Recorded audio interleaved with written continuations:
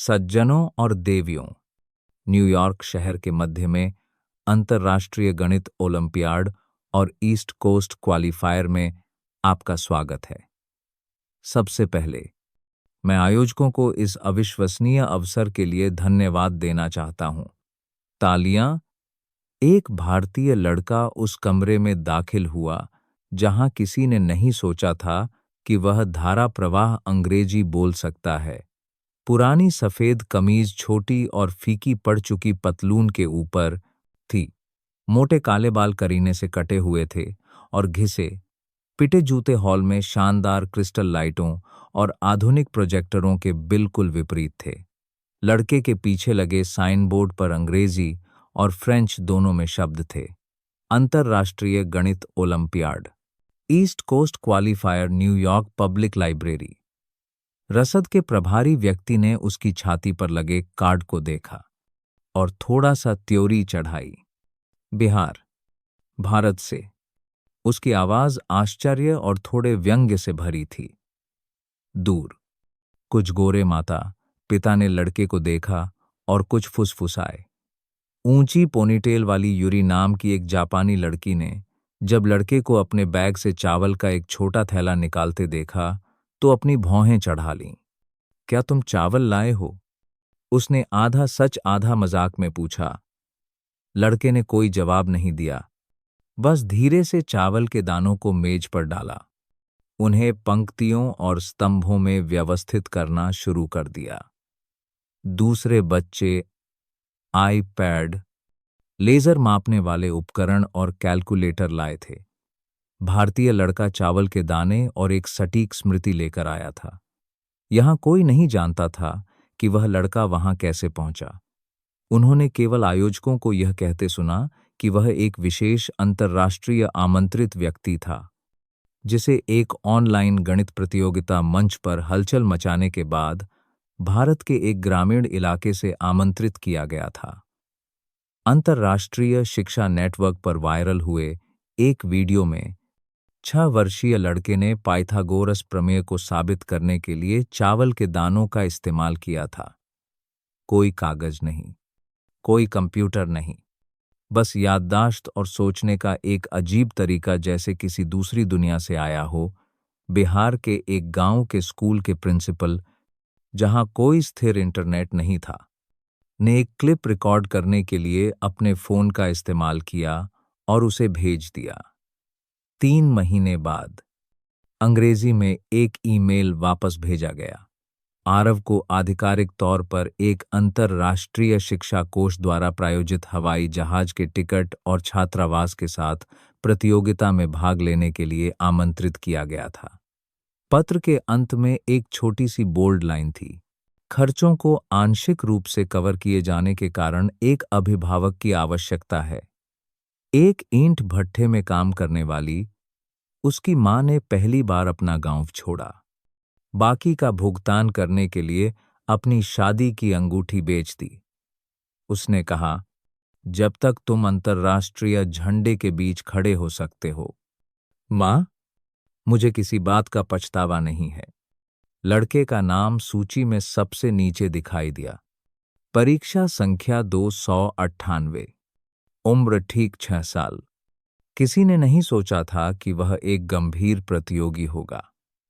कुछ माता पिता ने तो यह भी सोचा कि यह एक प्रचार स्टंट था। एक भारतीय किसान का बेटा अंतर्राष्ट्रीय प्रतियोगिता के लिए विदेश जा रहा था, लेकिन वे यह नहीं जानते थे कि आरव नाम के उस लड़के ने जोड़, घटाव, गुणा और भाग सीखने के लिए ठीक 3 शून्य चावल के दाने गिने थे, और उन चावल के दानों में से प्रत्येक का एक अपना नाम था, जो उसके नाना का विश्वास था। जब आयोजकों ने उपस्थिति ली तो आरव चुपचाप पीछे हट गया। वह जापानियों की तरह झुकना नहीं जानता था, न ही वह अमेरिकियों की तरह हाथ मिलाना जानता था। वह बस चुपचाप खड़ा होकर अंत में लगे छोटे से भारतीय झंडे को देख रहा था। बड़े देशों के सफेद, नीले और पीले झंडों के जंगल के बीच एकमात्र तिरंगा झंडा। दर्शकों में उसकी माँ आखिरी पंक्ति के बीच में बैठी थी।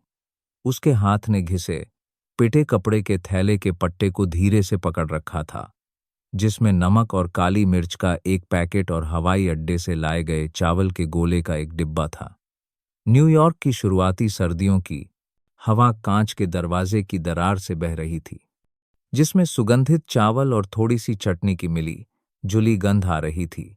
मंच पर एक जज ने थोड़ा नाक भौं सिकोड़ी। जब अपना परिचय देने के लिए कहा गया तो टेक्सास से पिछले साल के चैंपियन बेंजामिन सीधे खड़े हुए और एक वक्ता की तरह धारा प्रवाह बोले, मैं इस साल अपना ही रिकॉर्ड तोड़ने के लिए हूं। मैं भाग्य में विश्वास नहीं करता, केवल सटीकता में। सुनहरे बालों वाले लड़के के लिए कई लोगों ने तालियां बजाईं। आरव ने आगे बढ़कर हिंदी में कहा, एक ऐसी भाषा जो हॉल में अलग थलग लग रही थी, मेरा नाम आरव है। मैं अपने नाना से किया वादा निभाने के लिए प्रतिस्पर्धा कर रहा हूं। एक पल की खामोशी छा गई। उसके बगल में खड़ा अनुवादक आधा सेकंड के लिए रुका और फिर धीरे धीरे अनुवाद किया। बाईं ओर की सीटों से हल्की हंसी की आवाज आई। किसी ने नहीं सोचा था कि वह लड़का एक वास्तविक खतरा है, लेकिन उन्होंने तब ध्यान देना शुरू किया जब उसने निर्धारित समय के 1:03 में प्रारंभिक दौर पूरा कर लिया और परिणाम बिल्कुल सही थे। एक फ्रांसीसी जज ने अपनी भौहें सिकोड़ लीं, जबकि एक यहूदी अमेरिकी जज ने आश्चर्यचकित होकर पेपर को दोबारा जांचा। दूसरे दौर में आरव ने बिना किसी रफ पेपर के अपना काम जारी रखा, केवल चावल के दानों का उपयोग करके उन्हें अपने तरीके से व्यवस्थित किया। बेंजामिन ने उसे एक असहज दृष्टि से देखा। उसने कई प्रतिभाशाली लोगों को देखा था, लेकिन ऐसा अजीब कोई नहीं देखा था। सच में चावल। बेंजामिन ने आरव की मेज के पास से गुजरते हुए फुसफुसाया। उसके होठों पर एक मुस्कान थी। आरव ने कोई प्रतिक्रिया नहीं दी। पहली परीक्षा के अंत में यूरी ने आगे बढ़ने की पहल की। क्या तुम अंग्रेजी नहीं बोलते? उसने धीरे से सिर हिलाया। तो तुम सवाल कैसे समझते हो? लड़के ने मुस्कुराते हुए धीरे धीरे अंग्रेजी में जवाब दिया, लेकिन एक मजबूत भारतीय लहजे के साथ। गणित हर भाषा में एक जैसा होता है। उस वाक्य ने जापानी लड़की को स्तब्ध कर दिया। उसने सिर हिलाया। पहली बार उसे एक अलग नजर से देखा। छात्रावास वापस जाने वाली सबवे ट्रेन में आरव की मां ने उसे कसकर गले लगा लिया। क्या तुम्हें ठंड लग रही है? बेटा, नहीं, मेरे हाथ ठंडे हैं, मेरा दिल नहीं। मां धीरे से मुस्कुराई और फिर चुप हो गई जब उसने देखा कि उसके बेटे के बैग में चावल का थैला आधा खाली था। तुम कल फिर से प्रतिस्पर्धा करोगे। क्या तुम लोगों के हंसने से नहीं डरते? कोई बात नहीं मां, कल मैं एक अलग पैटर्न बनाऊंगा। अगले दिन क्वालिफाइंग राउंड की रैंकिंग में आरव भारत का नाम दूसरे स्थान पर दिखाई दिया, जिसके नीचे अधिक प्रसिद्ध गणितीय पृष्ठभूमि वाले देशों के सैकड़ों नाम थे। बेंजामिन ने चुपचाप अपनी आंखें स्क्रीन से हटा लीं, जबकि प्रोफेसर मॉर्गन, जूरी के एक सदस्य ने पहली बार तिरंगे झंडे की दिशा में देखने के लिए अपना सिर उठाया। हॉल का सबसे छोटा झंडा, लेकिन यह उसे भ्रमित कर रहा था। आरव के बैग में एक पुरानी, फीकी तस्वीर अभी भी उसकी छाती की जेब में थी। उसके नाना की एक तस्वीर मुस्कुरा रही थी। उनके हाथ में चावल की एक मुट्ठी थी, जैसे कि वे उन्हें खेत में बोने की तैयारी कर रहे हों, या अपने पोते के दिल में एक ऐसा विश्वास जो कभी नहीं डगमगाया। लेकिन फिर लाउडस्पीकर से आवाज आई, प्रतियोगियों में से एक पर धोखाधड़ी का संदेह है। आयोजक तुरंत निजी कमरे में एक औचक निरीक्षण करेंगे। सभी की निगाहें एक साथ आरव की ओर मुड़ गईं। निरीक्षण कक्ष का दरवाजा खुला और ठंडी सफेद रोशनी अंदर भर गई। आरव एक छोटे से कमरे के बीच में चुपचाप बैठा था। जिसमें कोई मेज या कुर्सी नहीं थी। बस एक कैमरा सीधे उसके सामने लगा था। एक सुरक्षा गार्ड उसका बैग लेकर आया और हर डिब्बे की तलाशी लेने लगा। चावल फर्श पर बिखर गया। छोटे छोटे दाने टाइलों की दरारों में लुढ़क गए, जैसे किसी के दिल में संदेह की आवाज गिर रही हो। सींग, रिम वाले चश्मे पहने एक बुजुर्ग जज सवालों की एक सूची लेकर अंदर आए। तुम्हारा नाम क्या है? आरव ने धीमी लेकिन स्पष्ट आवाज में जवाब दिया। हमें बताया गया है कि आपके परीक्षा परिणाम सामान्य से अधिक हैं। बिना किसी रफ पेपर का उपयोग किए और चावल के साथ असामान्य व्यवहार के साथ। अनुवादक ने आरव की ओर उलझन में देखा। उसने अपना सिर झुका लिया। मैंने धोखा नहीं दिया। मैं याद रखने के लिए चावल का उपयोग करता हूं। जज ने अपनी भौहें सिकोड़ लीं। चावल के दाने गणना के लिए एक वैध उपकरण नहीं है। आरव ने अपनी जेब से एक छोटी सी तस्वीर निकाली। यह एक पुरानी तस्वीर थी। उसके नाना बरामदे में बैठे थे। उनका हाथ सफेद चावल के दानों से भरी थाली पर था। उसने उसे ऊपर उठाया। मैंने 3 साल की उम्र से चावल से गणित सीखा। हर दाना एक संख्या है। एक अन्य जज, प्रोफेसर मॉर्गन अंदर आए। वह कोलंबिया विश्वविद्यालय में पढ़ाते थे और अकादमिक नैतिकता के साथ अपनी सख्ती के लिए जाने जाते थे। उन्होंने कुछ नहीं कहा, बस सीधे परीक्षण का संकेत दिया। एक नमूना परीक्षा पत्र दिया गया था। इस समस्या को अपने मुंह और आंखों के अलावा किसी और चीज से हल करें, मॉर्गन ने कहा। आरव ने कोई जवाब नहीं दिया। उसने अपनी आंखें बंद कर लीं और लगभग 10 सेकंड के लिए नीचे देखा। जब उसने अपनी आंखें खोलीं, तो उसने बिना किसी रफ काम के जल्दी और सही ढंग से कदम दर कदम परिणाम पढ़ना शुरू कर दिया। प्रोफेसर मॉर्गन ने धीरे से सिर हिलाया, लेकिन फिर भी आश्वस्त नहीं दिखे। उन्होंने एक उन्नत समस्या की ओर इशारा किया। इस समस्या को केवल मिडिल स्कूल के छात्र ही हल कर सकते हैं। आरव रुका। उसके होंठ कसकर बंद हो गए। फिर उसने अपने दोनों हाथ बाहर फैलाए। उसकी हथेलियां एक काल्पनिक बोर्ड की तरह खुली हुई थीं। उसने हवा में आकृतियां बनाईं, जैसे कि वह अदृश्य चावल के दानों को स्थिति में खींच रहा हो। उसकी आंखें उस हाथ से नहीं हटीं। 17 सेकंड बीत गए। उसने जवाब दिया। प्रोफेसर मॉर्गन चुपचाप खड़े रहे, जबकि एक अन्य जज ने कहा, असंभव। 30 मिनट के परीक्षण के बाद जज कमरे से चले गए। एक ने आह भरी, यह लड़का वास्तव में एक गणितीय प्रतिभा है। लेकिन मॉर्गन शांत रहे। प्रतिभा नैतिकता से मुक्त नहीं है। हमें और जांच करने की आवश्यकता है। आरव बाहर निकला। यूरी दालान में इंतजार कर रही थी। उसके हाथ में पानी की बोतल थी। मुझे नहीं लगता कि तुमने धोखा दिया है, उसने कहा, लेकिन वे तुम्हारे तरीकों के आदी नहीं हैं। मैंने धीरे से सिर हिलाया। मेरी जगह पर मेरे दादाजी ने मुझे बिना कागज और कलम के गणना करने के लिए धान गिनना सिखाया। सबवे ट्रेन में उसकी मां चुप थी। जब ट्रेन ग्रैंड सेंट्रल स्टेशन पर रुकी, तो उसने अचानक पूछा कि क्या तुम्हें अयोग्य घोषित कर दिया गया तो क्या होगा? मैं चुप रहा और फिर अपना बैग खोला। एक कागज का टुकड़ा निकाला जो 4 में मुड़ा हुआ था। यह पिछले साल से उसके दादाजी का एक हस्तलिखित पत्र था। स्याही फीकी पड़ गई थी। आरव, हो सकता है कि लोग तुम पर हंसें, लेकिन याद रखना कि दया और ज्ञान को कभी भी स्पष्टीकरण की आवश्यकता नहीं होती है।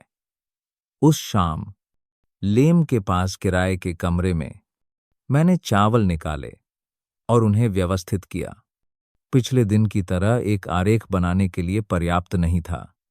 उसने बस इसे एक तारे के आकार में व्यवस्थित किया, एक प्रतीक जिसके बारे में उसके दादाजी अक्सर बात करते थे। तिरंगे पर का चक्र भारतीयों की बुद्धि है। उसने उस आकृति को बहुत देर तक देखा। अगली सुबह जांच के परिणामों की घोषणा पुस्तकालय के हॉल में पोस्ट की गई थी। धोखाधड़ी का निष्कर्ष निकालने के लिए अपर्याप्त सबूत, आरव प्रतियोगिता जारी रखेगा। उस पंक्ति के नीचे एक छोटा सा तारांकन था। विशेष प्रतियोगी की एक अलग कैमरे से निगरानी की जाएगी। बेंजामिन पास में खड़ा था। उसके हाथ उसकी जेब में थे और उसके होठों पर एक मुस्कान थी। बरी होने का मतलब निर्दोष होना नहीं है। यूरी ने सुना। वह आगे बढ़ी और सीधे उसकी आंखों में देखा। क्या तुम उस 6 साल के लड़के से डरते हो कि वह तुम्हें हरा देगा? बेंजामिन गुस्से में दूर चला गया।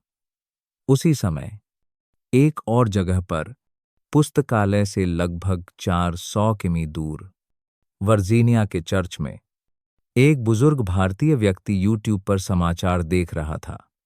जब उसने आरव की तस्वीर और चावल का थैला देखा तो वह अवाक रह गया।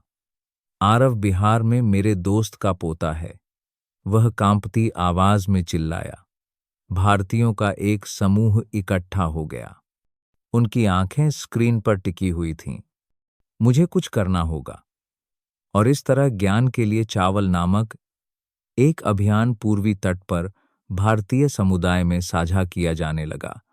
और पुस्तकालय में आरव तीसरे दौर की परीक्षा के लिए बैठा था। उसके सामने व्यवस्थित करने के लिए कोई चावल के दाने नहीं थे, केवल जजों की आंखें और दर्शकों की सीटों से संदिग्ध निगाहें थीं। उसने धीरे से अपनी आंखें बंद कर लीं और अपने दादाजी के हाथों की कल्पना की, लेकिन इस बार बेंजामिन पास आया।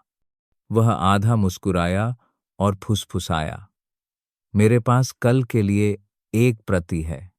क्या तुम चाहते हो? तुम्हारे चावल से कोई मदद नहीं मिलेगी।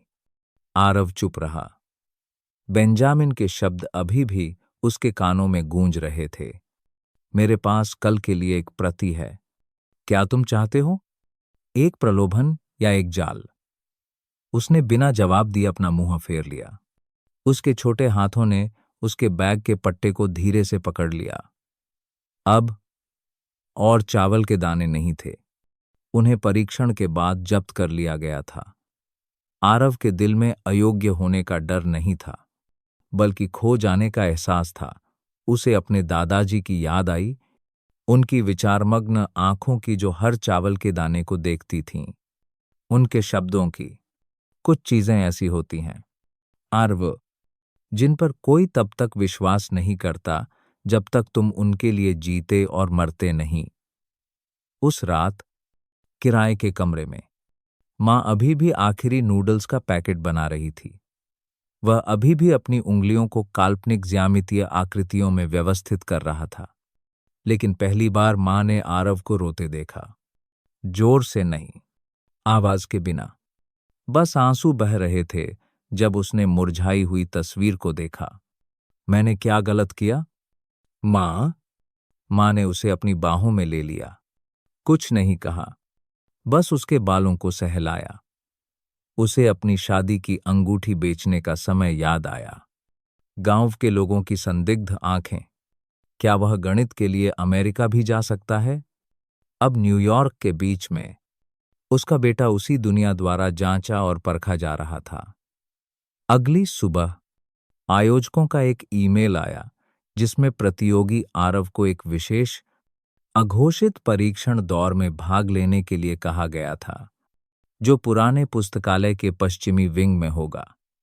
किसी अन्य प्रतियोगी को यह निमंत्रण नहीं मिला था। यूरी ने सबसे पहले प्रतिक्रिया दी। सिर्फ तुम क्यों?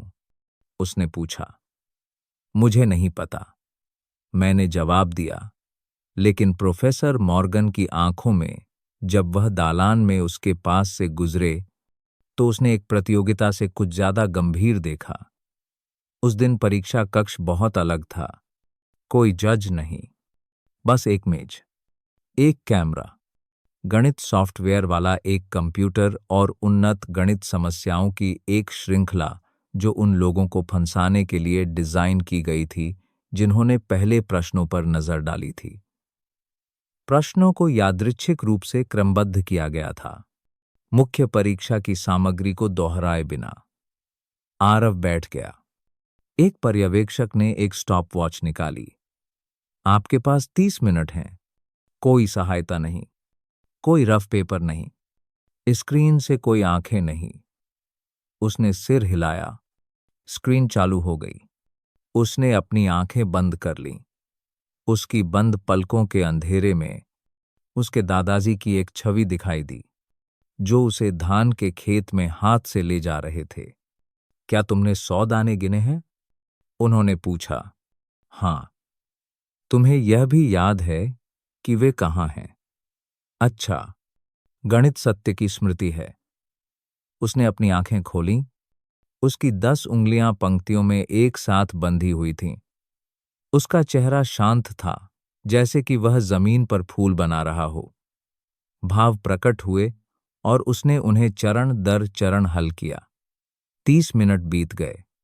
जब वह उठा तो पर्यवेक्षक ने अभी तक गणनाओं की जांच पूरी नहीं की थी। परिणाम तुरंत जजों की मेज पर भेज दिए गए। मॉर्गन ने हर पंक्ति को पढ़ा। एक भी अंक गलत नहीं था। वह अपनी कुर्सी पर पीछे झुक गया। अपने चश्मे उतारकर पूछने लगा। पहली बार, उसने कहा, उसने धोखा नहीं दिया। उसने वास्तव में नहीं दिया। उसी समय यूरी ने चुपके से परीक्षण घोषणा की एक तस्वीर ली और उसे छात्र मंच पर साझा किया। एक भारतीय लड़के की कहानी जिस पर धोखाधड़ी का संदेह था, और फिर भी उसने मानक से ऊपर का परीक्षण किया। मार्जीनियस वर्ल्ड फोरम पर फैल गया। कुछ ही घंटों के बाद चर्च में एक भारतीय अमेरिकी शिक्षक ने #आर्वचावल्यज्ञानका के साथ लेख को फिर से पोस्ट किया। पूर्वी तट पर भारतीयों की एक लहर लड़के के बारे में जानकारी फैलाने लगी। कई लोगों ने पुष्टि करने के लिए बिहार में घर फोन किया। उन्होंने उस प्राथमिक विद्यालय को पाया जहां आरव ने पढ़ाई की थी। प्रिंसिपल यह देखकर रो पड़े कि उनके छात्र का वीडियो अमेरिकियों द्वारा साझा किया जा रहा है। आरव ही एकमात्र ऐसा व्यक्ति था जिसने भूसी से पहाड़ा बनाया था। मुख्य पुस्तकालय में वापस निर्णायक दौर के लिए प्रश्न पत्र का ड्रॉ हुआ। बेंजामिन को एक आसान प्रश्न पत्र मिला। जब आरव की बारी आई तो उसे वह प्रश्न पत्र मिला जिसे सबसे कठिन माना जाता था। किसी ने आश्चर्य नहीं दिखाया, जैसे कि यह एक स्वाभाविक व्यवस्था थी। यूरी ने उसे देखा। क्या तुम प्रश्न पत्र बदलना चाहते हो? अगर वे जानबूझकर ऐसा करते हैं तो मैं विरोध करूंगा। कोई बात नहीं, मैंने जवाब दिया। मैंने कभी कोई प्रश्न पत्र नहीं चुना। मैंने केवल अपने दादाजी द्वारा सिखाए गए पर्याप्त चावल का अध्ययन किया। शाम को बेंजामिन बाथरूम के दालान में फिर से आरव से मिला। तुम इतने भोले हो। क्या तुम्हें लगता है कि स्मृति और एक साफ विवेक जीतने के लिए पर्याप्त हैं? मैंने सीधे उसकी आंखों में देखा। मुझे जीतने की जरूरत नहीं है। मुझे बस अपना वादा निभाने की जरूरत है। किसके साथ? किसी ऐसे व्यक्ति के साथ जो अब नहीं है। बेंजामिन कुछ सेकंड के लिए चुप हो गया। फिर वह मुस्कुराया। मुझे अभी भी विश्वास नहीं हो रहा है कि भारत में कहीं से 6 साल का बच्चा हमें हरा सकता है। अपने कमरे में वापस मैंने अपनी जेब से चावल का एक दाना निकाला। वह चावल का दाना जिसे मां ने चुपके से अपनी आस्तीन में छिपा लिया था। सुबह अपना मुंह धोते समय चुपके से उसे दे दिया था। उसने उसे अपनी हथेली के बीच में रखा, अपनी आंखें बंद कर लीं और फुसफुसाया। दादाजी, कल आखिरी दिन है। उसी समय जजों के बीच एक आंतरिक ईमेल भेजा गया था। हम अन्याय को एक प्रतिभा पर हावी नहीं होने दे सकते। आरव फाइनल में जगह पाने का हकदार है। प्रेषक प्रोफेसर मॉर्गन। न्यूयॉर्क का आसमान धूसर था। सुबह से ही रिमझिम बारिश हो रही थी। पुस्तकालय के हॉल में बड़ी स्क्रीन पर final round international mathematics Olympiad east coast शब्द लगातार चल रहे थे। भीड़ सामान्य से अधिक जमा हो गई। प्रेस दिखाई दिया। एक स्थानीय समाचार चैनल ने अचानक फाइनल राउंड का सीधा प्रसारण किया। ट्विटर पर एक ट्रेंडिंग टॉपिक अचानक शीर्ष पर पहुंच गया, चावल से गणित, जो एम जीनियस वर्ल्ड फोरम की क्लिप से काटे गए एक भारतीय लड़के के चावल के दानों को व्यवस्थित करने के वीडियो से उत्पन्न हुआ था। वेटिंग रूम में बेंजामिन खिड़की के पास खड़ा होकर आसमान को देख रहा था। उसने कुछ नहीं कहा, लेकिन उसका चेहरा तनावपूर्ण था। यूरी देर से आई और जल्दी से आरव के बगल में बैठ गई। मीडिया में हंगामा मचा हुआ है। एक रिपोर्टर ने मुझसे पूछा कि क्या तुम सच में एक विलक्षण प्रतिभा हो। मैं बस मुस्कुराया। मैं कुछ भी नहीं हूं। मैं केवल चावल के दानों से जोड़ना, घटाना, गुणा करना और भाग करना जानता हूं। प्रतियोगिता से ठीक पहले आयोजकों ने घोषणा की कि प्रतियोगियों की प्रस्तुतियों को सार्वजनिक रूप से रिकॉर्ड किया जाएगा। कई लोगों ने एक दूसरे को चिंता से देखा, लेकिन आरव का चेहरा वैसा ही रहा। उसने बस धीरे से अपनी मां से पूछा कि क्या वे इसे भारत में लाइव स्ट्रीम करेंगे।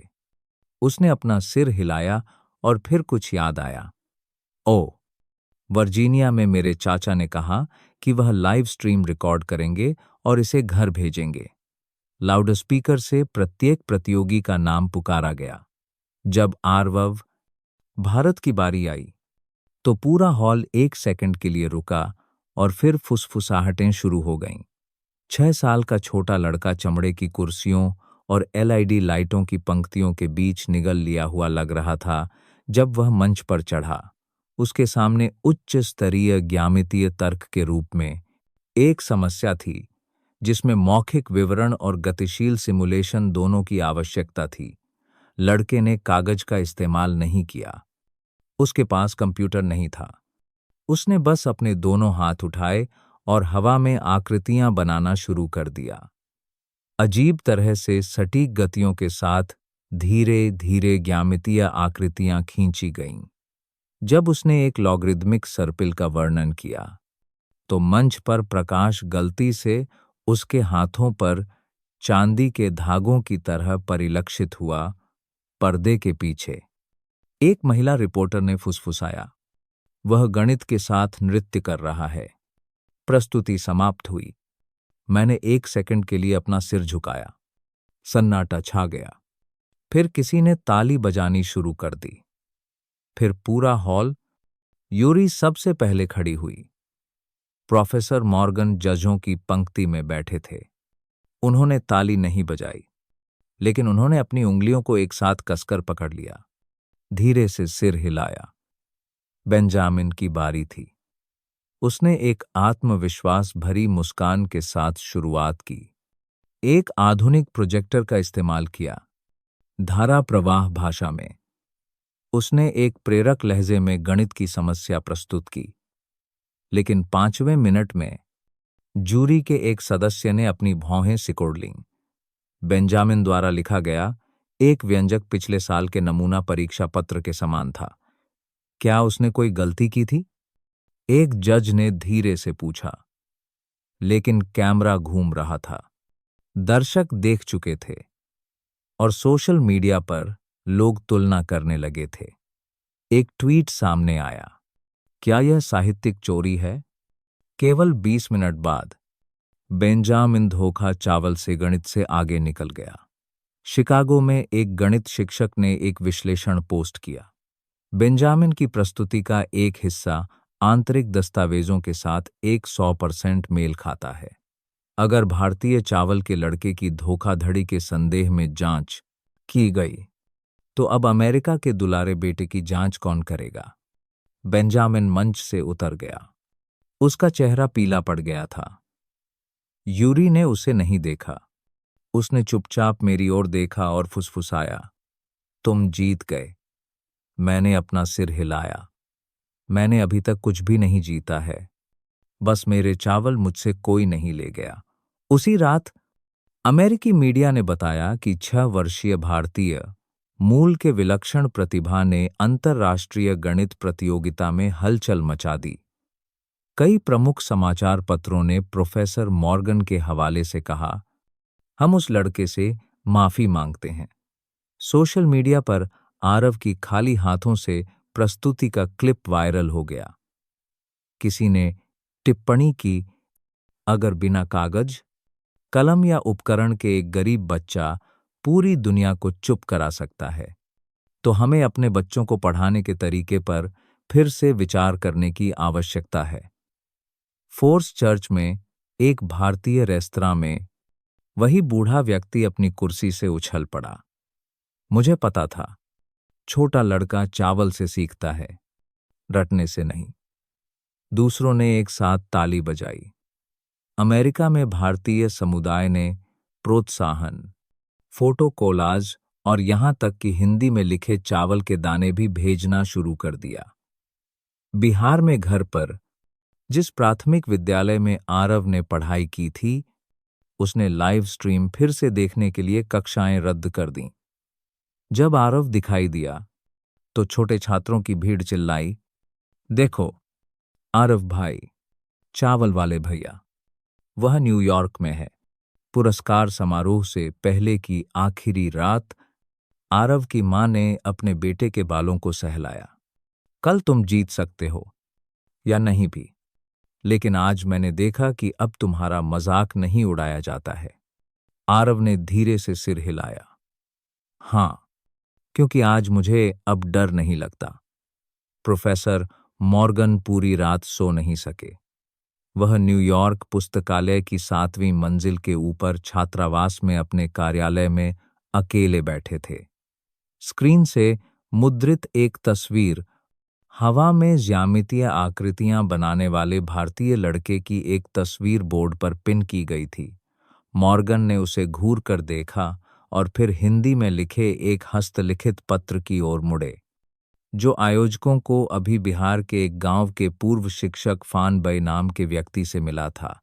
पत्र में श्री फान ने बताया कि उन्होंने अपने पोते को चावल के दानों से गणित कैसे सिखाया, बिना बिजली, बिना रफ पेपर वाले घर में, केवल एक चावल का कुकर और प्यार था।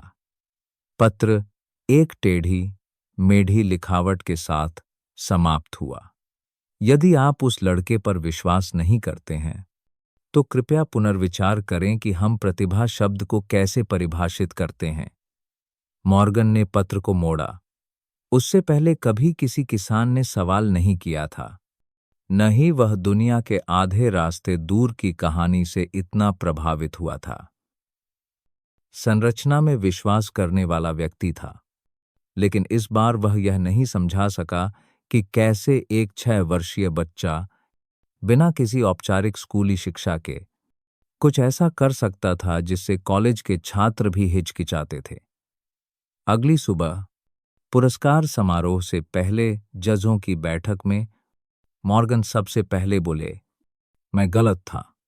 हमने अपने मानकों का उपयोग पूरी तरह से अलग दुनिया का न्याय करने के लिए किया।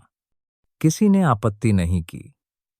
एक जापानी महिला जज ने सिर हिलाया। आरव सिर्फ एक प्रतियोगी नहीं है, वह हमें मौलिक सोच के तरीके की याद दिलाता है। उसी समय किराए के कमरे में आरव अभी भी अपनी मां द्वारा बनाए गए चावल के गोले खा रहा था। क्या तुम जानते हो कि क्या वे तुम्हें कोई पुरस्कार देंगे? मां ने धीरे से पूछा। नहीं, लेकिन मुझे नहीं लगता कि वे मुझे भूल जाएंगे। हजारों संदेश आयोजकों को भेजे गए थे, जिसमें पक्षपात होने पर अंकों के सार्वजनिक पुनर्मूल्यांकन की मांग की गई थी। अमेरिका में कई भारतीय मूल के शिक्षकों ने एक खुला पत्र लिखा, जिसमें कहा गया था कि बुद्धि राष्ट्रीयता पर निर्भर नहीं करती है। प्रतिभा को एक सुंदर पासपोर्ट की आवश्यकता नहीं होती है। सीबीएस ने आरव और उसकी मां को एक साक्षात्कार के लिए आमंत्रित किया। वे सादे कपड़ों में दिखाई दिए। मां अभी भी वही सेकंड हैंड जैकेट पहने हुए थी। आरव अभी भी वही पुराने जूते पहने हुए था। जब रिपोर्टर ने पूछा, जब आप पर शक किया गया तो आपको कैसा लगा? आरव ने हिंदी में जवाब दिया। बगल में बैठे अनुवादक को बोलने से पहले कुछ सेकंड रुकना पड़ा। मुझे दुख नहीं हुआ। मैंने बस सोचा कि अगर मेरे दादाजी जीवित होते तो वे कहते कि चावल को यह साबित करने की जरूरत नहीं है कि वह चावल है। यह उद्धरण तुरंत सभी सोशल मीडिया प्लेटफॉर्म पर वायरल हो गया। बेंजामिन ने अपने निजी कमरे में अपने फोन पर वह क्लिप देखी। उसने कुछ नहीं कहा। उसके चेहरे पर कुछ फटा हुआ था। वह एक तेल व्यवसायी का बेटा था।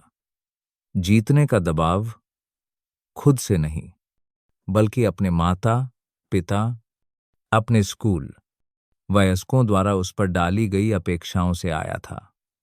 जब उसने उस भारतीय मूल के लड़के को देखा, उसके नंगे हाथ, उसकी साफ आंखें, तो उसे शर्म महसूस हुई।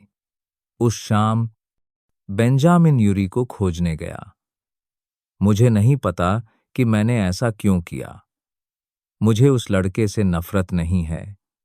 मैं बस किसी ऐसे व्यक्ति से हारने से डरता था जो मेरे जैसा नहीं है। यूरी बहुत देर तक चुप रही। फिर उसने पूछा, क्या तुम इसे ठीक करने जा रहे हो? क्या ठीक करना है? जिस तरह से तुम चाहते हो कि दूसरे तुम्हें देखें। बेंजामिन ने कोई जवाब नहीं दिया। अगली सुबह पुरस्कार समारोह के दिन हॉल खामोश था। तीसरा पुरस्कार सिंगापुर के प्रतिनिधि को दिया गया। दूसरा पुरस्कार यूरी को मिला, जो शांत लेकिन दृढ़ जापानी लड़की थी। जब पहले पुरस्कार के लिए बेंजामिन का नाम पुकारा गया तो पूरा हॉल जम गया। बेंजामिन माइक्रोफोन लेकर मंच पर आया। अपने सामान्य, आत्मविश्वासपूर्ण तरीके के विपरीत उसने अपना सिर झुकाया। मैं इस पुरस्कार के लायक नहीं हूं। एक हलचल मच गई। मैं प्रश्न के प्रकार को पहले से जानता था। मैंने इसका पूरी तरह से उपयोग नहीं किया, लेकिन मैं चैंपियन होने के लायक नहीं हूं। हर कोई स्तब्ध था, इससे पहले कि आयोजक प्रतिक्रिया दे पाते।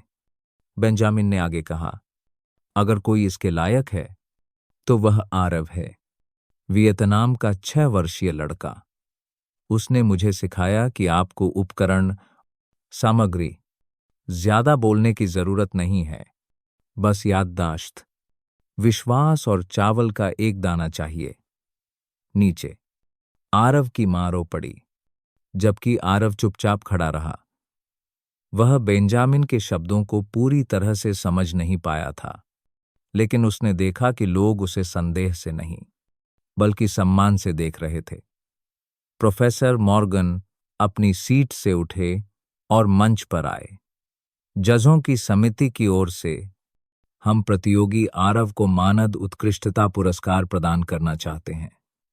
पूरा हॉल खड़ा हो गया और तालियां बजाने लगा।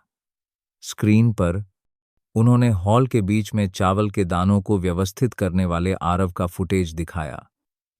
एक कैप्शन दिखाई दिया, आरव, वह लड़का जिसने चावल से सितारों को गिना। फ्लैश बल्ब लगातार चमक रहे थे। आरव मंच के बीच में लोगों के समुद्र में एक छोटे से बिंदु की तरह खड़ा था। अपने हाथों में मानद डिप्लोमा पकड़े हुए था, जिसके दाहिने कोने में भारतीय ध्वज छपा था। उसने कुछ नहीं कहा। उसकी मां मंच पर आई और उसके कॉलर को ठीक किया। धन्यवाद, वह केवल 3 अंग्रेजी शब्द कह सकी और फिर अपने बेटे को इतना कसकर गले लगाया कि उसका दम घुट गया।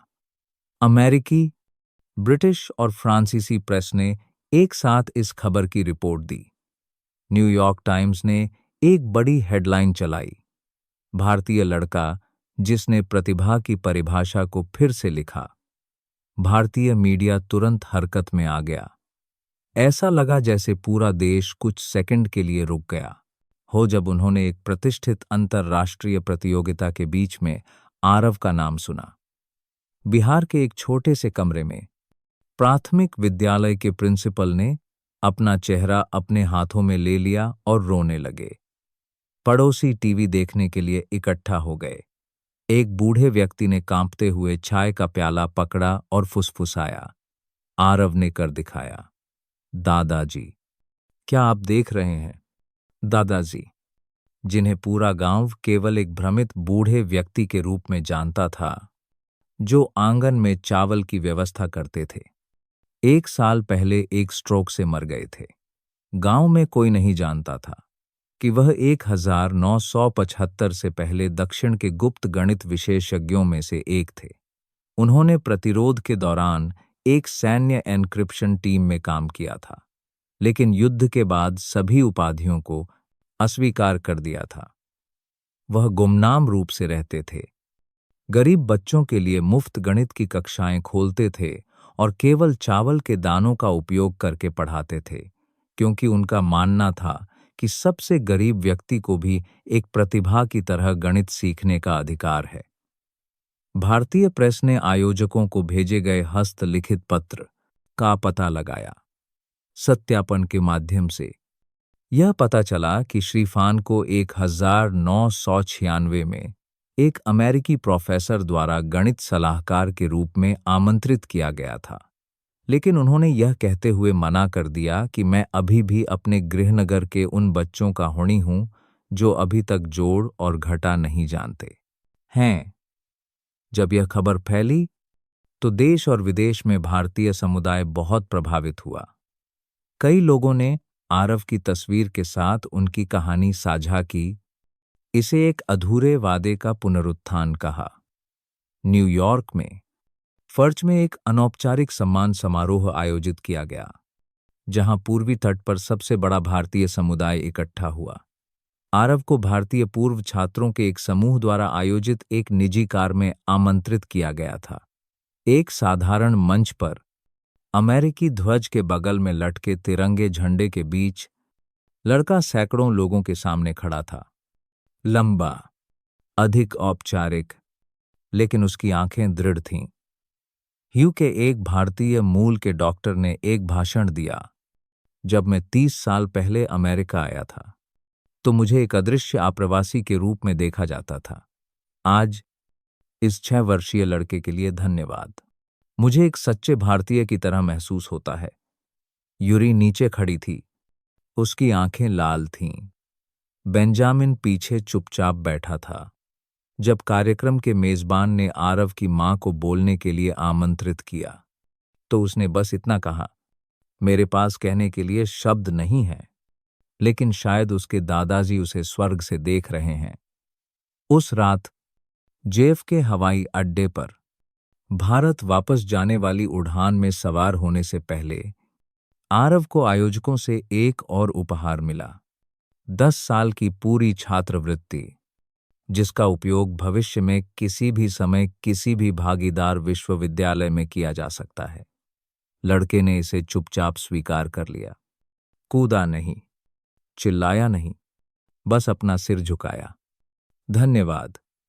मां रो पड़ी। जब उसने कागजात पर हस्ताक्षर किए तो उसने अपने बेटे का हाथ कसकर पकड़ लिया। कल हम घर जाएंगे। मैं तुम्हें तुम्हारे दादाजी द्वारा दी गई पुरानी चप्पलें दूंगी। मुझे लगा कि वे खो गए हैं, लेकिन मैंने उन्हें बिस्तर के नीचे पाया। पट्टे पर अभी भी चावल का एक दाना लगा हुआ है। प्रोफेसर मॉर्गन ने मां और बेटे को गेट तक विदा किया।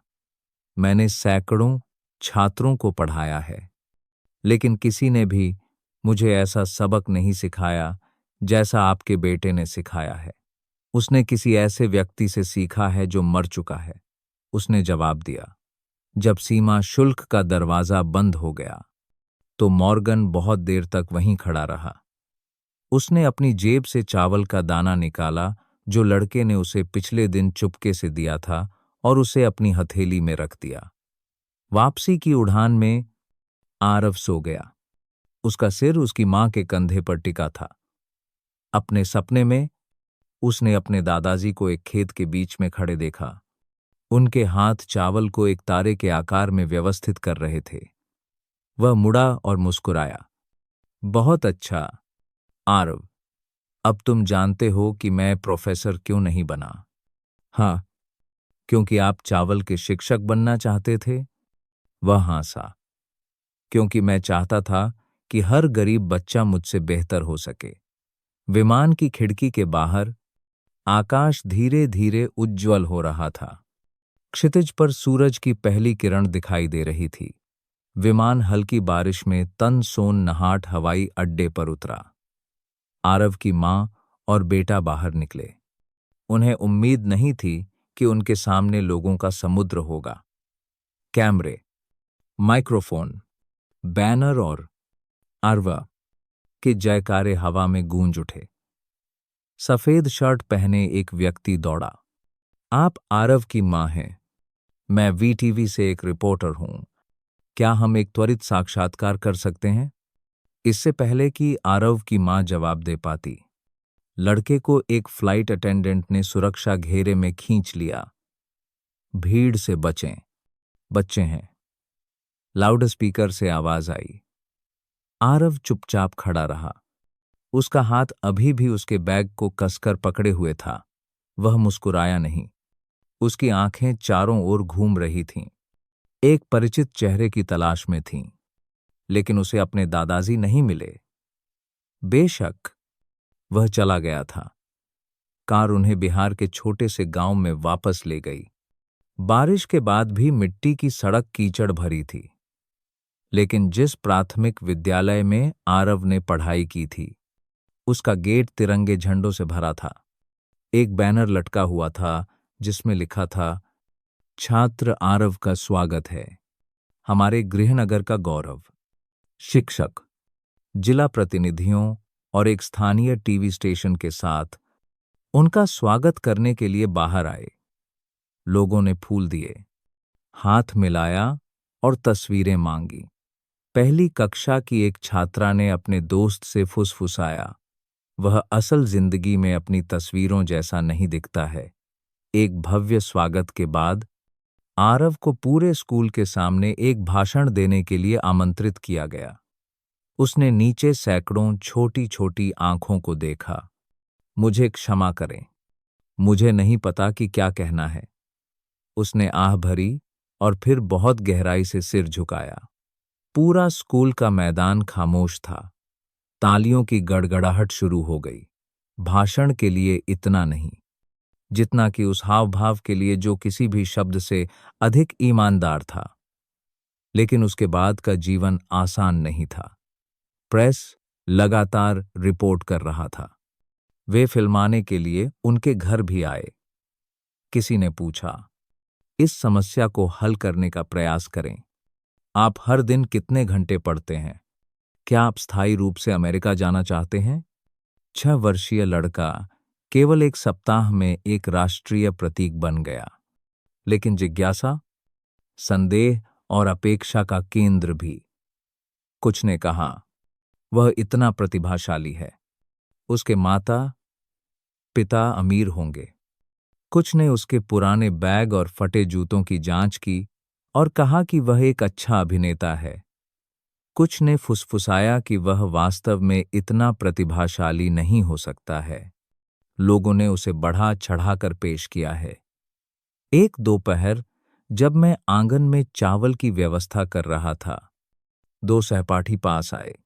एक ने पूछा, क्या तुम्हारे दादाजी सच में मर गए हैं? एक अखबार कहता है कि तुम्हारे दादाजी एक अमेरिकी जासूस थे। उसने कोई जवाब नहीं दिया। दूसरे ने कहा, तुम इतने प्रतिभाशाली हो, तुम हमारे साथ क्यों पढ़ते हो? एक विशेष स्कूल में जाओ। और फिर दोनों भाग गए। आरव को अकेला छोड़ दिया। उसकी मां ने देखा कि उसका बेटा कम मुस्कुराने लगा है, कम खाने लगा है और चैन से नहीं सो रहा है। क्या मुझे तुम्हें पढ़ने के लिए साइगॉन ले जाना चाहिए? मैं यहीं रहना चाहता हूं। मुझे अभी भी दादाजी की गणित की कक्षा पढ़ानी है। वह कक्षा घर के पीछे थी, जहां उसके दादाजी गरीब बच्चों को पढ़ाने के लिए चटाई बिछाते थे। आरव ने हर पुराने चाक के टुकड़े को इकट्ठा किया, चावल जो उसके दादाजी के समय से गिर गया था। उसने फिर से पाठ पढ़ाना शुरू कर दिया। इस बार सिर्फ बच्चों के लिए नहीं, बल्कि पड़ोस के वयस्कों के लिए भी, जो यह देखना चाहते थे कि अमेरिका से लौटा लड़का कैसे पढ़ाता है।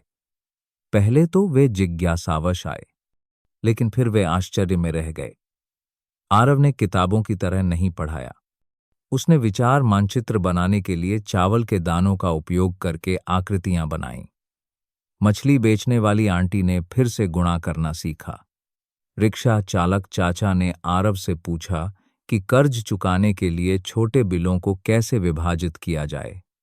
केवल 2 सप्ताह के बाद ज्ञान चावल की कक्षा पड़ोसी के बरामदे तक फैल गई।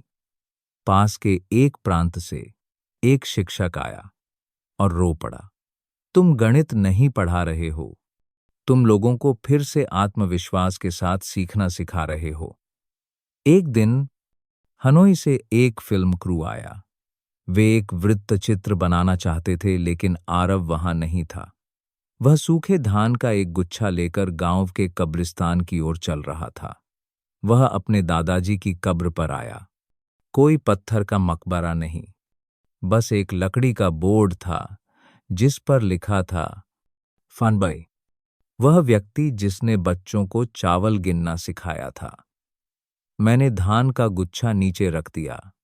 उसने फुसफुसाया, दादाजी, लोग मुझे एक प्रतिभा कहते हैं, लेकिन मैं केवल आपको खुश करना चाहता था।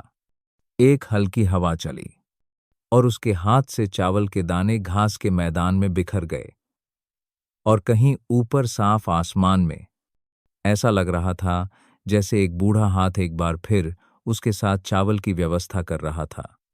अपनी वापसी के 1 महीने बाद आरव को east coast international institute of mathematics से एक आधिकारिक निमंत्रण पत्र मिला, जिसने प्रतियोगिता का आयोजन किया था। गहरे नीले लोगों के साथ पत्र अमेरिका से एक्सप्रेस द्वारा भेजा गया था। ध्यान से आधा मोड़ा गया था और इसमें एक हिंदी संस्करण भी शामिल था। पत्र खोलते ही उसकी मां के हाथ कांप रहे थे। उन्होंने आपको एक विशेष कार्यक्रम में 12 साल तक अमेरिका में पूर्णकालिक अध्ययन करने के लिए आमंत्रित किया है, जिसमें एक निजी संरक्षक भी है। उसकी आवाज घेन गई, जबकि आरव चुप रहा। उसने नीचे स्पष्ट रूप से मुद्रित अपना नाम देखा और फिर आंगन में देखा, जहां गांव के छात्र एक नया पाठ पढ़ाने के लिए उसका इंतजार कर रहे थे। यूरी ने सबसे पहले फोन किया, आरव, यह अद्भुत है, तुम यहां वापस आओगे, है ना? उन्होंने कहा कि वे एक निजी कमरा, एक निजी पुस्तकालय तैयार करेंगे और प्रोफेसर मॉर्गन भी सीधे प्रभारी होंगे। बेंजामिन ने एक लंबा और ईमानदार ईमेल लिखा, अगर तुम वापस आते हो तो मुझे तुम्हें हवाई अड्डे पर लेने देना। इस बार एक प्रतिद्वंद्वी के रूप में नहीं, बल्कि एक दोस्त के रूप में। आरव के अमेरिका जाने की खबर पूरे देश में फैल गई। समाचार पत्रों ने एक साथ भारतीय गणित विलक्षण प्रतिभा को अमेरिका में 12 साल की छात्रवृत्ति मिली शीर्षक के साथ लेख प्रकाशित किए। ऑनलाइन लोगों ने इस बात पर गर्मागर्म बहस की कि क्या उसे विकास के लिए जाना चाहिए या भारतीय आत्मा को बनाए रखने के लिए रहना चाहिए। सरकार ने अपनी बधाई भेजी और एक मंत्री स्तर के नेता ने मां और बेटे से निजी तौर पर मिलने की इच्छा व्यक्त की। आप एक राष्ट्रीय गौरव हैं, लेकिन चुनाव आपके परिवार का है, उसने विचारमग्न होकर कहा। बस एक बात, अगर तुम सफल हो जाते हो तो उस जगह को मत भूलना जिसने तुम्हें तुम्हारा पहला चावल का दाना दिया था। उस रात आरव की मां सो नहीं सकी। उसने कपड़े मोड़े, वही पुरानी जैकेट निकाली जो आरव ने न्यूयॉर्क में पहनी थी, और हर शिकन को इस्त्री किया। लेकिन आरव ने कुछ नहीं कहा। वह अभी भी बरामदे में बैठा था, हाल ही में छाने गए चावल के ढेर को देख रहा था। उसके हाथ एक सर्पिल आकार में व्यवस्थित थे। क्या तुम डरे हुए हो? मां ने पूछा। नहीं, उसने जवाब दिया। मैं बस सोच रहा था कि अगर दादाजी जीवित होते तो वे क्या कहते। वे तुम्हें जाने के लिए कहते, क्योंकि प्रतिभाशाली लोगों को उच्च शिक्षा प्राप्त करनी चाहिए। लेकिन वे यह भी कहते कि अपने पड़ोस के छोटे बच्चों को फिर से पढ़ाना मत भूलना। तो तुम क्या करने की योजना बना रहे हो? आरव ने अपना सिर झुकाया। मुझे नहीं पता। अगले दिन एक टेलीविजन स्टेशन उसके सामान पैक करने का फिल्मांकन करने आया, लेकिन लड़के ने कुछ भी पैक नहीं किया। उसने बस एक कागज का टुकड़ा निकाला, जो उसके दादाजी द्वारा आयोजकों को भेजे गए हस्तलिखित पत्र की एक प्रति थी, और पीछे लिखा था, अगर एक दिन मैं वास्तव में अच्छा छात्र बन जाता हूं, तो मैं वापस आऊंगा, प्रतिस्पर्धा करने के लिए नहीं, बल्कि दादाजी की तरह फिर से पढ़ाने के लिए। उसने कागज को एक नए लिफाफे में मोड़ा और उसे ईस्ट कोस्ट गणित संस्थान को वापस भेज दिया। पत्र में उसने लिखा, इस अद्भुत अवसर के लिए मैं आपको धन्यवाद देना चाहता हूं। मैं इसे अस्थायी रूप से अस्वीकार करने की अनुमति चाहता हूं। मेरी एक छोटी सी कक्षा है, जिसे मैंने बीच में न छोड़ने का वादा किया है।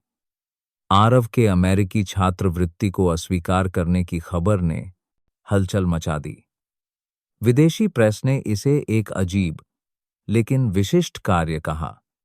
एक अमेरिकी रिपोर्टर ने लिखा, लड़के ने सुर्खियों में आने के बजाय एक मृत व्यक्ति से किए गए वादे को निभाने का विकल्प चुना। भारत में कई लोग चकित थे, लेकिन फिर आरव की चुप्पी ने उन्हें सोचने पर मजबूर कर दिया। ह्यू के एक पुराने शिक्षक ने फेसबुक पर लिखा, आरव भविष्य को अस्वीकार नहीं कर रहा है, वह बस भविष्य को सही समय के लिए स्थगित कर रहा है। एक हफ्ते बाद शहर से एक कार उनके घर तक आई। जो व्यक्ति बाहर निकला, वह गोल चश्मे पहने हुए भूरे बालों वाला एक व्यक्ति था। मैं डॉ हुआ हूं, जो विदेश में भारतीय विद्वानों के एक समूह का प्रतिनिधित्व करता हूं। हम श्रीफान के नाम पर एक अकादमिक कोष स्थापित करने की अनुमति चाहते हैं। उसने आरव के दादाजी की वेदी के सामने सिर झुकाया। हमारा मानना है कि प्रतिभा को बहुत दूर जाने की आवश्यकता नहीं है। कभी-कभी उन्हें बस सही जगह पर रहने की आवश्यकता होती है। आरव की मां रो पड़ी। उस रात आरव ने अपना पुराना बैग फिर से पैक किया। उसमें एक चावल का दाना और एक अधूरा पत्र डाला, जो वह अपने दादाजी को लिख रहा था। मैं जाऊंगा, दादाजी, लेकिन अभी नहीं। मैंने अपनी कक्षा के दोस्तों से वादा किया है। मैं उन्हें आपकी तरह चावल की व्यवस्था करना सिखाऊंगा। बाहर जुगनू चमक रहे थे और टिन की छत पर बारिश की बूंदों की आवाज आ रही थी। एक गरीब गांव के एक कोने में एक लड़का, जिसने कभी अमेरिका को झुकाया था, अभी भी छोटे चावल के दाने, हर दाना, हर सपना, हर वादा व्यवस्थित कर रहा था। आरव की ज्ञान चावल की कक्षा में भीड़ बढ़ती गई। न केवल गांव के बच्चे, बल्कि दूसरे जिलों के वयस्क भी। एक बार कैंथो के एक विश्वविद्यालय के छात्र ने 15 मिनट की क्लिप फिल्माई और उसे ऑनलाइन पोस्ट कर दिया, जिसे 3 दिनों के बाद 1 मिलियन बार देखा गया। आरव व्यस्त होने लगा। हर सुबह 2 कक्षाएं पढ़ाता था। दोपहर में वह अपनी मां की घर के कामों में मदद करता था, और रात में वह कागजात ग्रेड करता था। हर छोटी सी गलती को ठीक करता था। एक दिन वह चुपचाप चटाई पर सो गया। मां ने उसे एक कंबल से ढक दिया। आंसू गिर पड़े। वे पढ़ना सीख गए, लेकिन मेरे बेटे ने अपना बचपन खो दिया। शिक्षा विभाग से एक शिक्षक आया। उसके साथ परीक्षण पत्रों का एक ढेर और एक राय थी। हम आपके प्रयासों की सराहना करते हैं, लेकिन कृपया ध्यान दें, आपके पास शिक्षण प्रमाण पत्र नहीं है।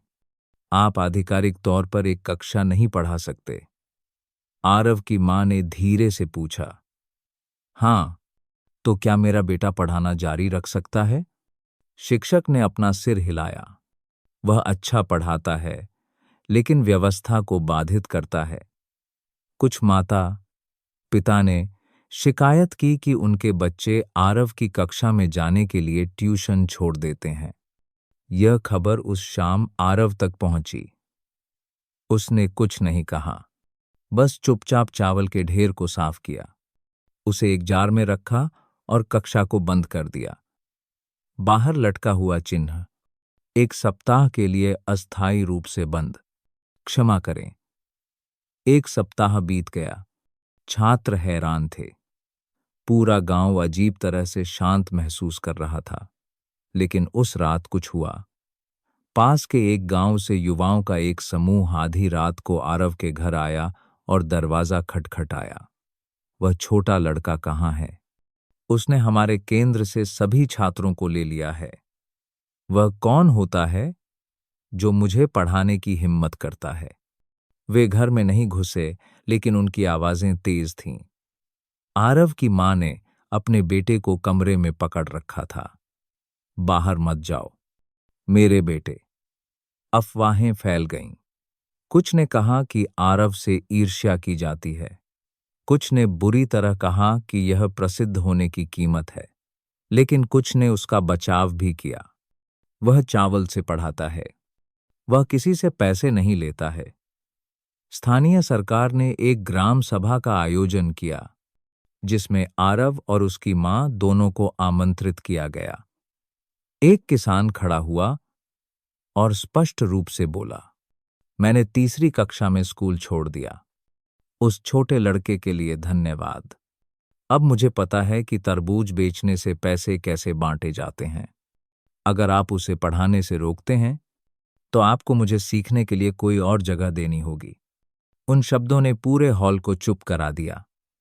अगले दिन प्रोफेसर हुआ, जो फानबा कोष की अनुमति मांगने आए थे, वापस आ गए। उन्होंने एक ज्ञान चावल केंद्र स्थापित करने का प्रस्ताव रखा, जहां आरव आत्मा होगा, लेकिन वयस्कों के प्रशासनिक समर्थन के साथ हम कानूनी हिस्से का ध्यान रखेंगे। आपको बस सपनों पर चावल बोना जारी रखना है। केंद्र गांव के सामुदायिक घर में स्थापित किया गया था, जिसमें एक टाइल की छत थी, जो दान किए गए धन से बनी थी। बांस के चिन्ह पर लिखा था, आरव की कक्षा, सभी के लिए ज्ञान। उद्घाटन के दिन भारी बारिश हुई, लेकिन फिर भी 100 से अधिक लोग आए, जिनमें एक 70 वर्षीय महिला भी शामिल थी, जो वर्णमाला सीखना चाहती थी। आरव आगे बढ़ा। उसने चाक का एक टुकड़ा पकड़ा और एक सरल वाक्य कहा, मैं प्रोफेसर नहीं हूं। मैं केवल अपने दादाजी से किए गए वादे को निभाने वाला व्यक्ति हूं। उस रात खाली घर में मां ने पूछा कि क्या वह दुखी है, क्योंकि लोगों को उस पर शक है। आरव ने अपना सिर हिलाया, नहीं, बच्चे अभी भी सीखने आते हैं। आज हमने सीखा कि केक को समान रूप से कैसे विभाजित किया जाए। मां अपने बेटे के बगल में बैठ गई। अगर कल कोई तुमसे बेहतर है, तो क्या तुम डरोगे? नहीं मां, मुझे उम्मीद है कि कोई बेहतर होगा, ताकि भविष्य में मेरे पास सीखने के लिए कोई हो। बाहर बारिश अभी तक नहीं रुकी थी, लेकिन गांव की रसोई के अंदर एक 6 वर्षीय बच्चा जीवन का सबसे बड़ा सबक सीख रहा था। ईर्ष्या लोगों को थका सकती है, लेकिन दृढ़ता उन्हें मजबूत बनाएगी। 10 साल बीत गए। जून में न्यूयॉर्क। सूरज हल्का था। 5th एवेन्यू के किनारे के पेड़ मौसम के साथ अपने पत्ते गिराने लगे थे, जिससे एक शानदार नारंगी पीले रंग का चित्र बन गया था। अंतर्राष्ट्रीय गणित हॉल के अंदर, जहां उस वर्ष प्रतियोगिता हुई थी, एक विशेष कार्यक्रम आयोजित किया जा रहा था। सीमाओं के बिना ज्ञान की 10 साल की यात्रा। मंच पर मॉडरेटर ने आज के मुख्य पात्र का परिचय एक मानक अमेरिकी लहजे में दिया। कृपया वियतनाम से राइस माइंड फाउंडेशन के शिक्षक, प्रवर्तक और संस्थापक श्री आरव का स्वागत करें। अब वह उलझे बालों और प्लास्टिक की चप्पलों वाला लड़का नहीं था। आरव अब एक 16 वर्षीय युवक था, लंबा और शांत। उसने एक सफेद शर्ट, एक हल्के रंग का बनियान पहना था, लेकिन फिर भी एक छोटा सा विवरण रखा था जो नहीं बदला था। चावल का एक दाना प्लास्टिक में दबाकर उसकी शर्ट की छाती पर पहना गया था। उसने सिर झुकाया और नमस्कार किया। धन्यवाद। उसने हिंदी में शुरुआत की और फिर धारा प्रवाह अंग्रेजी में बदल गया। 10 साल पहले मैं इस मंच पर खड़ा था, भाषण देने के लिए नहीं, बल्कि यह साबित करने के लिए कि ज्ञान कहीं से भी आ सकता है, यहां तक कि बिना इंटरनेट वाले एक छोटे से गांव से भी। उसने अपने दादाजी के बारे में बात की, पहली बार चावल के दानों का उपयोग करके एक त्रिभुज बनाने के बारे में, फटी हुई चटाई पर कागजात ग्रेड करने की रातों के बारे में, उन कक्षाओं के बारे में जो लोगों से भरी थीं, डिप्लोमा के लिए नहीं, बल्कि विश्वास के लिए। फिर आरव ने दर्जनों लाल बिंदुओं के साथ दुनिया का एक नक्शा दिखाया। ये वे स्थान थे जहां ज्ञान चावल केंद्र स्थापित किए गए थे, न केवल भारत में बल्कि लाओस, कंबोडिया, केन्या और पेरू में भी। हर जगह कोई न कोई मेरे पड़ोस की छोटी सी कक्षा में आया था। वे बीज घर ले गए और उन्हें बोना जारी रखा। पूरा हॉल खामोश हो गया। समारोह के बाद एक अमेरिकी रिपोर्टर ने पूछा, क्या आपको जल्द ही अमेरिका न आने का पछतावा है? आरव ने अपना सिर हिलाया। अगर मैं गया होता तो मैं एक अच्छा छात्र होता, लेकिन रुकने के लिए धन्यवाद। मैं समझ गया कि एक अच्छा शिक्षक होना अधिक मूल्यवान है। एक भारतीय मूल के छात्र ने धीरे से पूछा, मेरे दोस्त, मुझे एक आप्रवासी होने के लिए चिढ़ाते हैं, मुझे क्या करना चाहिए? आरव ने झुककर अपना हाथ लड़के के कंधे पर रखा। डरो मत कि लोग तुम्हें नहीं समझते हैं, तुम्हें बस खुद को समझने की जरूरत है। बैन, जो अब एमआईटी में एक गणित शिक्षण सहायक था, हाथ मिलाने के लिए आया। तुम अभी भी वही हो, तुम अधिक परिपक्व हो गए हो। आरव मुस्कुराया। वे अब प्रतिद्वंद्वी नहीं थे। उनके बीच एक गहरा सम्मान था जिसे नाम देने की आवश्यकता नहीं थी। भारत लौटने से पहले आरव न्यूयॉर्क पुस्तकालय गया। दूसरी मंजिल पर, जहां उस वर्ष परीक्षा कक्ष था, वह चुपचाप पुरानी तस्वीर को देख रहा था। फटे जूतों और जलती हुई आंखों वाला 6 साल का लड़का। तस्वीर के बगल में एक पट्टिका थी जिस पर उन चैंपियनों के नाम खुदे हुए थे जिन्होंने वैश्विक शैक्षिक सोच को बदलने में योगदान दिया था। नीचे गहरे खुदे हुए शब्द थे, आरव, वह लड़का जिसने दुनिया को चावल के एक दाने से सिखाया। वह एक शांत, अभिमानी मुस्कान के साथ मुस्कुराया। उसने एक चावल का दाना खिड़की के सिले पर रखा और चला गया। विमान पूर्व की ओर रवाना हुआ। खिड़की के फ्रेम के माध्यम से आकाश चमक रहा था। आरव ने एक छोटी सी नोटबुक का सपना देखा जो अभी भी उसके दादाजी की थी, जो अब समय के साथ फीकी पड़ गई थी। उसने अपने दादाजी के अंतिम पृष्ठ के नीचे एक नई पंक्ति जोड़ी, मैंने कुछ भी बड़ा नहीं किया, मैंने केवल आपके द्वारा छोड़े गए चावल के हर दाने को फिर से व्यवस्थित किया। लेकिन आज लाखों लोग मेरे साथ चावल की व्यवस्था कर रहे हैं। उसने नोटबुक बंद कर ली और अपनी आंखें बंद कर लीं। बाहर सूरज दुनिया के दूसरी तरफ उग रहा था और कहीं बिहार के खेतों या पश्चिम के ठंडे पुस्तकालयों के बीच लोग अभी भी छोटे चावल के दाने दे रहे थे, खाने के लिए नहीं, बल्कि सपने देखने के लिए। शायद लोग उस वर्ष अंतर्राष्ट्रीय हॉल के बीच में छोटे तिरंगे झंडे की छवि को कभी नहीं भूलेंगे, जो सबसे कम था लेकिन सबसे ज्यादा ध्यान आकर्षित करता था। इसलिए नहीं कि यह बड़ा था, बल्कि इसलिए कि उसके बगल में खड़ा बच्चा बहुत छोटा था। और यह वह छोटापन था जिसने लोगों का दम घोंट दिया, क्योंकि किसने सोचा होगा कि दुनिया की राजधानी के बीच में प्लास्टिक की चप्पल पहने और कांपती आवाज में अंग्रेजी बोलने वाला एक भारतीय लड़का हार्वर्ड, ऑक्सफोर्ड, एमआईटी से गुजरे बुद्धिजीवियों से भरे कमरे को चुप करा देगा। लोगों को वह क्षण स्पष्ट रूप से याद है जब लड़के ने भाषण देने से पहले सिर झुकाया था, जैसे कि दुनिया से अपनी कहानी बताने की अनुमति मांग रहा हो, तकनीक से नहीं, बल्कि चावल के दानों से। उसकी मातृभूमि का एक साधारण उपहार, उसके मृत दादाजी का, और इस विश्वास का कि यदि आप धैर्यपूर्वक कांपते हाथों के बीच हर छोटे चावल के दाने को व्यवस्थित करते हैं, तो भी आप पूरी दुनिया को बदलने वाले व्यक्ति बन सकते हैं। एक छोटी नाव की तरह जो अभी भी विशाल जंगल के बीच लहरों को लगातार पार करती है। ऐसे मौन लेकिन शक्तिशाली मूल्य हैं जो महासागर को भी रास्ता देते हैं। भारत वह नाव हो सकता है। और फिर जब हम कहानी की किताब को बंद करते हैं, तो हम अचानक खुद से पूछते हैं, हमारे आसपास कितने लोग चुपचाप अपनी गरिमा बनाए हुए हैं? कितने बच्चों के पास खेल का मैदान नहीं है, फोन नहीं है, अंतर्राष्ट्रीय स्कूल में नहीं पढ़ते हैं, लेकिन फिर भी चुपचाप खेतों में, चटाई पर, गांव के स्टालों पर सपने बो रहे हैं?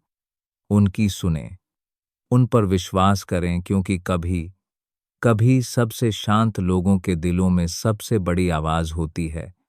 और विश्वास करें कि कभी कभी सबसे बड़ी ताकत दहाड़ में नहीं, बल्कि तूफान के बीच एक छोटे से फूल के लचीलेपन में निहित होती है।